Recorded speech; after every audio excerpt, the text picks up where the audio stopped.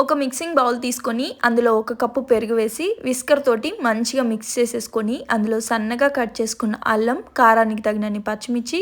కరివేపాకు, కొంచెం కొత్తిమీర వేసి టేస్ట్కి తగినంత సాల్ట్ వేసేసుకొని 4 కప్పుల వరకు వాటర్ వేసుకొని బాగా మిక్స్ చేసి పక్కకు పెట్టేసుకొని ఇప్పుడు స్టవ్ మీద ఒక కడాయి పెట్టుకొని అందులో 1 స్పూన్ నెయ్యి, కొంచెం ఆయిల్ వేసి ఆవాలు, జీలకర్ర, ఎండుమిర్చి, కొన్ని కాజు, అలాగే కొన్ని శనగపప్పు వేసి ఇవన్నీ కూడా బాగా ఫ్రై అయిపోయిన తర్వాత కొంచెం కరివేపాకు, సన్నగా కట్ చేసుకున్న ఆనియన్స్ వేసి